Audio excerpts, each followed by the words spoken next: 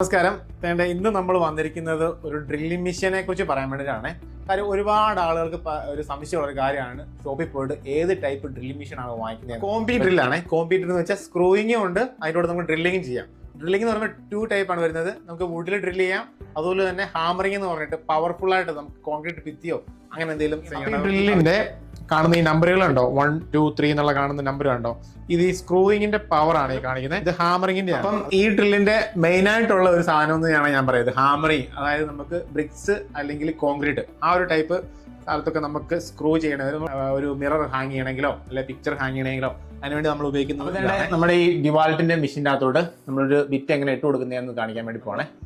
തിരിക്കുമ്പോഴേക്കും ഇത് open tight ആയി കഴിയുമ്പോഴത്തേക്ക് ഒരു സൗണ്ട് കണ്ടോ, ഈ സൗണ്ട് കേൾക്കും. ക്ലോക്ക് വൈസ് ഡയറക്ഷൻ എന്ന് പറയുമ്പോൾ നമുക്ക് ഡ്രില്ല് ചെയ്യാൻ വേണ്ടിയുള്ളതും ആന്റി ക്ലോക്ക് വൈസ് നമ്മൾ ഊരിയെടുക്കുന്നത്. ഇതിന്റെ ബാറ്ററിയാണിത്. ബാറ്ററി ഇതിങ്ങനെ ഊരിയെടുക്കുക. സാധാരണ ഒരു വീട്ടിലേക്കൊക്കെ ആണെന്നുണ്ടെങ്കിൽ ഒരു പക്ഷേ ഇത്ര എക്സ്പെൻസീവ് ആയിട്ടുള്ള ഒരു മെഷീൻ വാങ്ങിക്കേണ്ട ആവശ്യം. അയർലൻഡിലാണെന്നെങ്കിൽ സ്ക്രൂഫിക്സ് എന്ന് പറയുന്ന ഷോപ്പുണ്ട്. അവിടെ ഒരുപാട് ബേസിക് ആയിട്ടുള്ള ടൈറ്റൻ എന്ന് പറയുന്ന ബ്രാൻഡ്, ഇതേ സെയിം ഓപ്ഷൻസ് എല്ലാം ഉള്ള ഇതേപോലത്തെ ബ്രാൻഡ് വ്യത്യാസം മാത്രമേ ഉള്ളൂ. ആ ഒരു ടൈപ്പ് നമുക്ക് ചീപ്പായിട്ടുള്ള വാങ്ങിക്കാൻ പറ്റും. അപ്പം നിങ്ങൾക്ക് ആർക്കെങ്കിലും ഒരു ഡ്രില്ലിംഗ് മെഷീനോ എന്തെങ്കിലും വാങ്ങിക്കാനുണ്ടെന്നെങ്കിൽ ഈ ഒരു ടൈപ്പ് ട്രൈ ചെയ്ത് നോക്കാം കേട്ടോ. അപ്പോൾ എന്തെങ്കിലും ഉണ്ടെങ്കിൽ നമ്മുടെ കമൻറ്റ് ചോദിക്കാം. Okay, by.